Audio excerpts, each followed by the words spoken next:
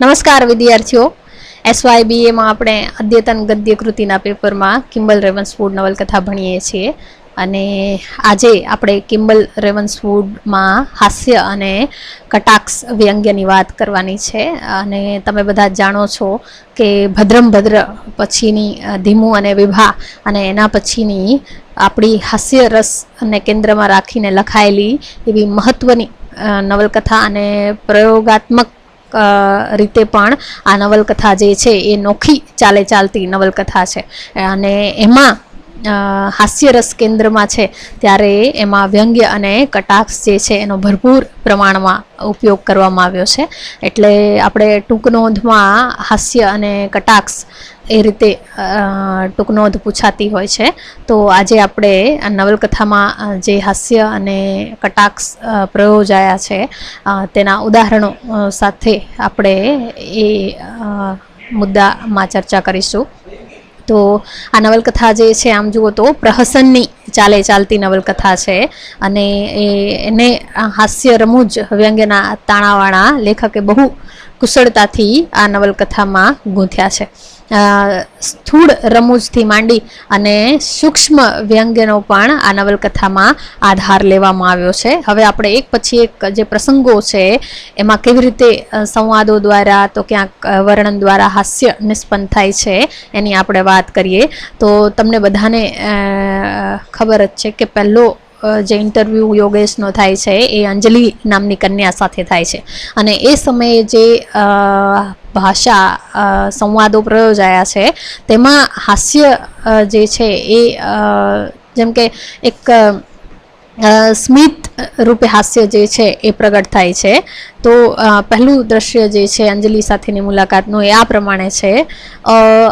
અમેરિકામાં તો એવું બધું કોમન હોય છે, યોગેશે આંખ મારવાનો વિચાર કર્યો પછી માંડી વાળ્યો. તો સપોઝ કે આપણે મેરેજ કરીએ તો પછી તમારી એ ગર્લફ્રેન્ડ, એવો અંજલિ પ્રશ્ન પૂછે છે ત્યારે એ તો કંઈ નહીં, નવી ઘો. ત્યાંથી વાક્ય જે છે અધૂરું છે. એટલે યોગેશ જે છે એટલે નવી ઘો કરીને પાછળના શબ્દો જે છે એ ગળી જાય છે. એટલે નવી ઘો, યોગેશ અટકી ગયો. નવી ઘોષણા થાય એટલે જૂના કાયદા બદલાઈ જાય. જો એટલે તરત તમે આ પ્રકારના સંવાદો વાંચો એટલે તમારા આ મોઢા ઉપર સ્મિતની લહેર જે છે એ ફરકી જાય છે. ત્યારબાદ જ્યોતિષની અઠંગ અભ્યાસીની જે પદ્માવતી છે તેની સાથે યોગેશની મુલાકાતનું જે દ્રશ્ય છે એ પણ હાસ્ય અને રમૂજથી ભરપૂર છે. વાંચવાનો શોખ પહેલેથી કે પદ્મા એને પૂછે છે યોગેશને, ત્યારે જો યોગેશ જે છે જવાબ આપે છે, વેલ જસ્ટ ટાઈમ પાસ કરવા. રઘુવીર ચૌધરીની નવલો વાંચી છે? ચૌધરી નહીં, ઓલ્ડ કંઈ વાંચ્યું નથી. જો એટલે યોગેશને ખબર પણ નથી કે રઘુવીર ચૌધરી જે છે ઓલ્ડ છે કે ન્યૂ છે. મોડર્ન બોલો તો પેરિન મેસન છે, જેમ્સ હેડલી ચેસ છે, બહુ જાણવાનું મળે. યોગેશે કહ્યું રઘુવીરભાઈ તો મોડર્ન જ છે. ત્યારે પદ્મા જે છે એને જવાબ આપે છે, આપણા પાટીદાર છે બહુ ડીપ લખે છે. જો અહીં ભાષા જે છે બહુ કેટલી મજા. કાલે જ આપણે ભાષા અને ગદ્યની વાત કરી તો અહીં જે પ્રકારના અંગ્રેજી શબ્દો છે કે બહુ સૂક્ષ્મ લખે છે કે બહુ ઊંડાણયુક્ત લખે છે, એની જગ્યાએ શબ્દ પ્રયોગ શું કર્યો છે, બહુ ડીપ લખે છે, મોસ્ટલી ફિલોસોફિકલ. હા, એમની કોઈ બુક હોય તો આપજો, યોગેશે એવું કહ્યું.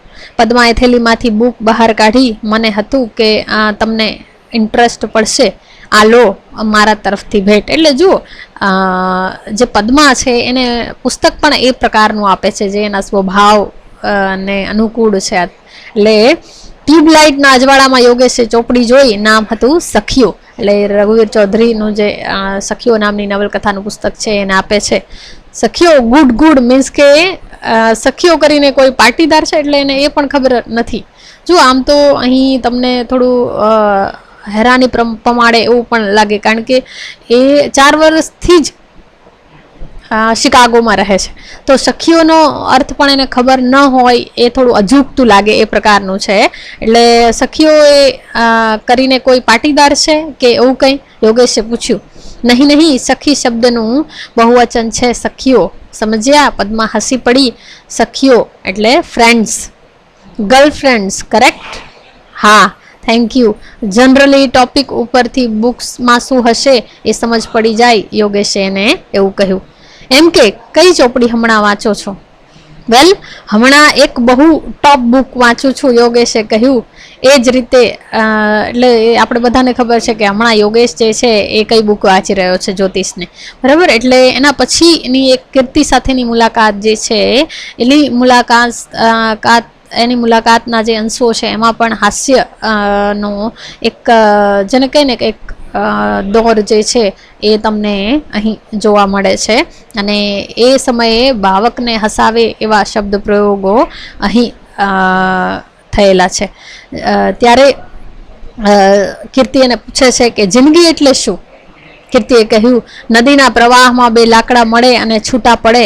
કાલિદાસે કહ્યું છે ને, જો એટલે બરાબરનો જવાબ આપે છે કીર્તિ કે જિંદગી નદીના પ્રવાહમાં બે લાકડા મળે અને છૂટા પડે, એવું કાલિદાસને ટાંકીને કીર્તિ જે છે જવાબ આપે છે. કોણ કાલિદાસ? ત્યારે યોગેશ પૂછે છે. કવિ કાલિદાસ. કીર્તિએ કહ્યું, મારા ફાધરને સંસ્કૃતનો બહુ શોખ. કરેક્ટ. અમેરિકામાં બધા કાળિયાઓને કાલિદાસ કહે. એટલે જો ક્યાંથી ક્યાં વાત જાય છે. એમાં સ્વાભાવિક કે વાક્ય વચ્ચે અથવા તો સંવાદોમાં જે વિરોધ છે એ તમને અહીં પ્રગટ થતો જોવા મળે, અને એમાંથી એ અસંગતિમાંથી પણ હાસ્ય નિષ્પન્ન થાય છે.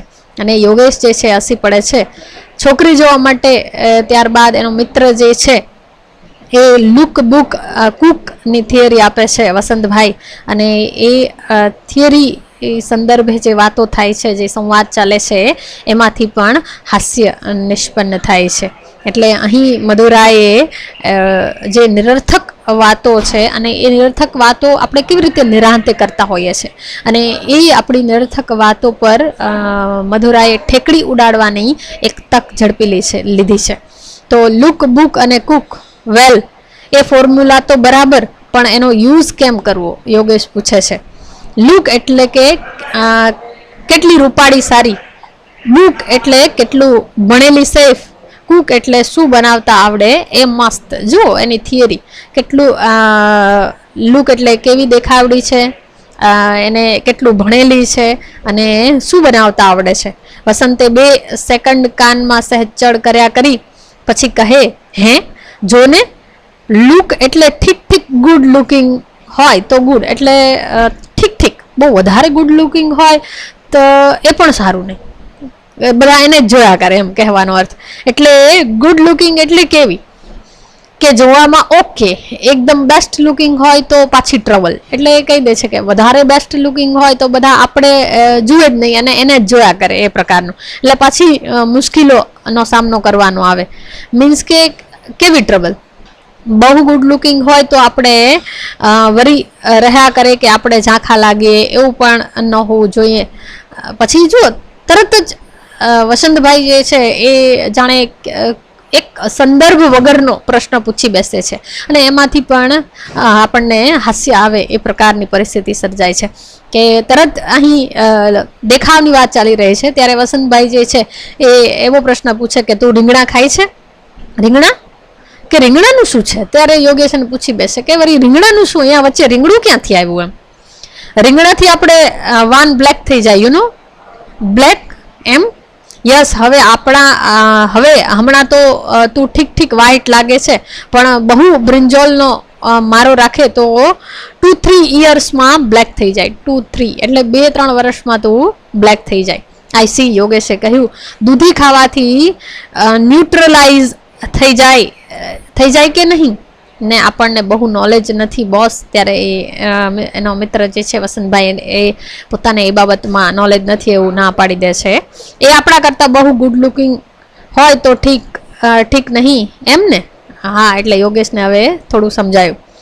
એક્ઝેક્ટલી, ક્યાંક એકલી મૂકીને ગયા હોઈએ તો વળી રહ્યા કરે. વસંતે રાજી થઈને એને કહ્યું. બાય ધ વે, યોગેશે કહ્યું, હું આમ બિલી કાર્ટર જેવો લાગુ છું કે નહીં? જો એટલે ક્યાંથી ક્યાં વાત પહોંચી જાય છે. એ ક્યાં પેલા રીંગણાની વાત, ક્યાં ગુડ લુકિંગની વાત, અને ક્યાં પછી યોગેશ પોતાની વાત લઈ આવે વચ્ચે કે હું આમ તો બિલી કાર્ટર જેવો લાગુ છું ને એમ. અને એ રીતે પોતાની બડાઈ પણ કરી લે છે. હે બોસ? ત્યારે પોતાના એના મિત્રને સમજાતું પણ નથી કે આ બિલી કાર્ટર કોણ છે. હા રીલ પણ હા કરી દે છે. જો કેટલીક વાર આપણે પણ એવી વાતો કરતા હોઈએ છીએ અને સામેવાળાને સારું લગાડવા માટે આપણે એવું પણ એની વાતમાં હાજીઓ પણ પુરાવતા હોઈએ છીએ. એટલે પહેલા મિત્રને ખબર પણ નથી કે આ બિલ્લી કાર્ટર કોણ છે, છતાં એ કહી દે છે કે હા રિયલી. બંને હસ્યા, બંનેનું હસવાનું પૂરું થયું પછી ફરીથી વસંતે સહેજ નાની સાઈઝનું લાફ્ટર આપ્યું અને યોગેશની સામે જોઈ રહ્યો. પછી એક બીજો પ્રસંગ છે કે દેવુભાઈ જે છે એ યોગેશ સાથે બદલો લેવા માટે કસ્ટમમાં એની ચાળી ખાઈ દે છે અને યોગેશ પર ઇન્કમ ટેક્સની રેડ પડે છે. ત્યારનો આખો જે પ્રસંગ છે એ પણ હાસ્ય અને રમૂજ પ્રેરક છે. તો કસ્ટમવાળાને યોગેશે લાવેલા ગેરકાયદેસર વિદેશી માલની ખબર દેવુભાઈ આપી દીધી છે અને 5,000ની લાંચ લેવા આવેલો કાઠિયાવાડી ગઠિયો સોલંકી યોગેશને મળવા આવેલી વિશાખાની વાતમાં લપેટે છે. જો આપણી સાથે આપણી આસપાસમાં બનતું હોય છે કે બે વાત કરતા હોય ને ત્રીજી વ્યક્તિને પણ એ સાથે લઈ લે, અથવા તો બે વાત કરતા હોય ને પોતે એની વાતમાં વચ્ચે કૂદી પડે, એ પ્રકારનું બનતું હોય છે. એટલે એ પણ અહીં મધુરાઈએ આ જે કાઠિયાવાડી સોલંકી છે એના પાત્ર દ્વારા એ વણી લીધું છે.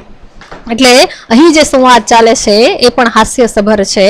તમારા ફાધરને શાનું કામ બેન? એટલે જુઓ, એ એક બાજુ યોગેશ અને વિશાખાની મીટિંગ ચાલે છે તો પેલો સોલંકી જે છે એની બેની વચ્ચે આવી પડે છે અને વિશાખાને પ્રશ્નો પૂછવા લાગે છે.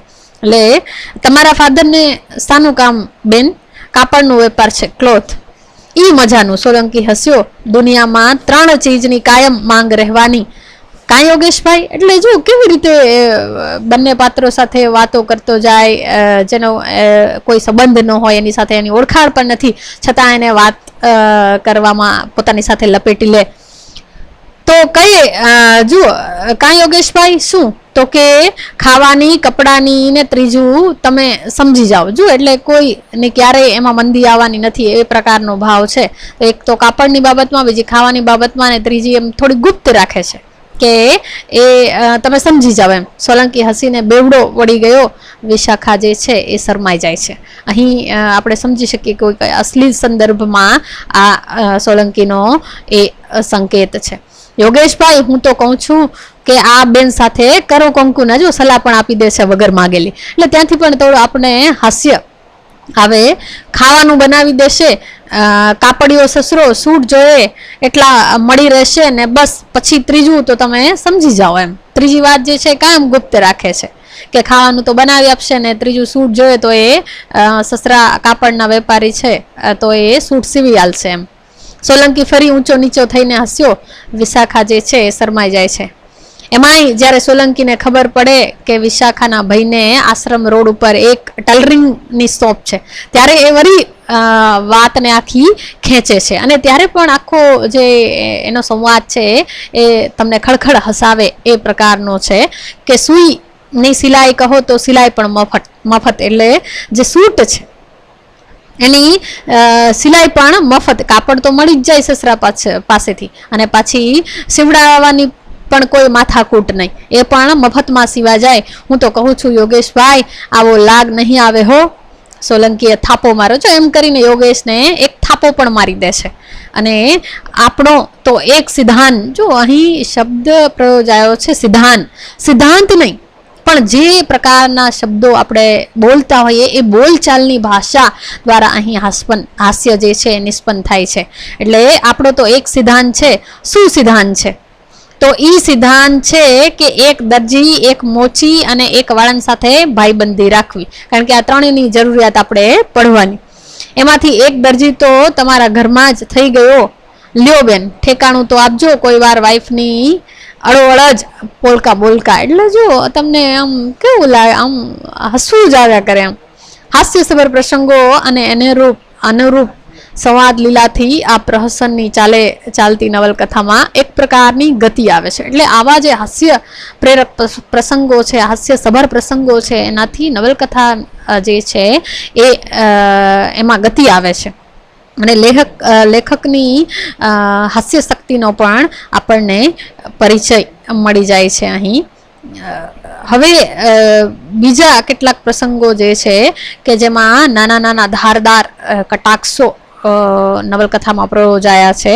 તો નાના નાના વ્યંગ્ય પણ કટાક્ષ અહીં ધારદાર છે.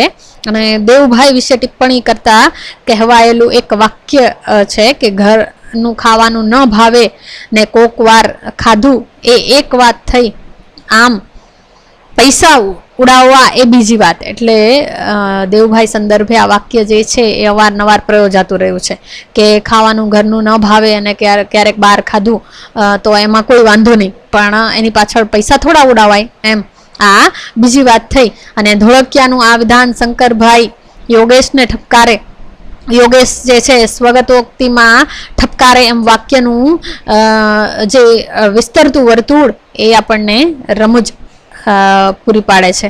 તો અંજલિના શબ્દો જે છે કે પાસ્ટ, હોસ્ટેલ, બેસ્ટ, ટેસ્ટ એમ શની જગા શ બોલતી અંજલિ સાથે શમાં જ યોગેશ વાતો કરે અને અંજલિ વારે ઘડીએ હાસ્તોન વળી બોલ્યા કરતી હોય અને એ બોલવાની તક જ્યારે યોગેશને મળે ત્યારે એ પણ એ પ્રકારના શબ્દો પ્રયોજે કે હાસ્તો ન વળી રિબાઉન્ડ વગેરે કરે, ત્યારે ભાવકને એક નમ્ર હાસ્યનો લાભ અહીં મળે છે. એટલે ત્યારબાદ એ અંજલિની મુલાકાત જે છે એમાં પણ તમે ફરી એકવાર એમાં આખો સંવાદ છે એનો પણ અહીં ઉદાહરણ લઈ શકો.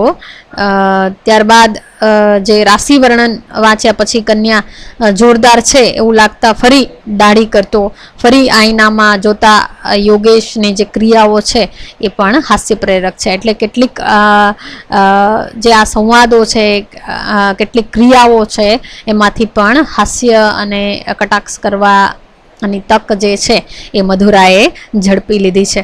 અંજલિનું વાક્ય જે છે, બડી ખુશી હુઈ આપસે મિલકર, સીધે સીધું રોહિણી મળતા જ એનું પાર્સલ કરતો યોગેશ વિનોદી છે. જો એક બાજુ આ બડી ખુશી હુઈ આપસે મિલકર એ પ્રકારની અંજલિની ક્રિયાઓ, તો બીજી બાજુ રોહિણી મળતા જ એનું સીધું પાર્સલ એવું કરી દે છે કે એ અંજલિ જે આ ઉક્તિ પ્રયોજતી હતી એ રોહિણી સામે યોગેશ જે છે એ પ્રયોજી છે કે બડી ખુશી હુઈ આપસે મિલકર. યોગેશ અહીં આપણને વિનોદી લાગે છે તેની પ્રતીતિ અહીં થાય છે. પછી સીધો સાદો ક્યારેક ભોટ દિસતો યોગેશ સંવેદનશીલ હોઈને પરિસ્થિતિને હસી શકે છે. અમેરિકાના બૂટ હોઈને બોસ પાસેથી 8 આના વધુ માગતા બૂટ પોલિશવાળા છોકરાને એ હસી કાઢે છે. જેની સાથે યોગેશે પ્રેમ લગ્ન કર્યા એ ચંદ્રિકા ખુશાલદાસની હાજરીમાં હરફસર કોઈ ઉચ્ચારતી નથી, પણ ખુશાલદાસની ગેરહાજરીમાં યોગેશને એક પ્રશ્નનો જવાબ, નાનકડો જવાબ આપે છે, પણ એમાંથી એની જે સેન્સ ઓફ હ્યુમર છે એ પ્રગટ થાય છે અને આપણને એ આપણા મોઢા પર જાણે સ્મિત આવી જાય છે. યોગેશ જે પ્રશ્ન પૂછે છે કે લો ગાર્ડન જવામાં વાંધો નથી ને? શિકાગોનો વાંધો નથી. જો એટલે સીધી જાણે બાઉન્સર જ આવે છે કે શિકાગોનો વાંધો નથી. ઝટ ઊંચું જોઈ બોલી ચંદ્રિકાએ નજર ઢાળી દીધી. આ રીતે માત્ર સંવાદમાં જ નહીં પણ કથન વર્ણનમાં પણ એક પ્રકારની માર્મિકતા છે અને એ રીતે મધુરાએ અહીં હાસ્ય અને કટાક્ષ વ્યંગ્ય પ્રયોજીને નવલકથામાં ગતિ લાવવાનું મહત્વનું કાર્ય કર્યું છે. એટલે અહીં આપણે નવલકથામાં જે હાસ્ય અને વ્યંગ્ય કટાક્ષનો જે મુદ્દો છે એ પૂરો કરીએ છીએ. તમે તમારી રીતે પણ બીજી કન્યાઓ સાથેની મુલાકાતો છે, એના સંવાદો પણ હાસ્યસભર છે, તો તમે એના ઉદાહરણો પણ લઈ શકો છો. અસ્તુ.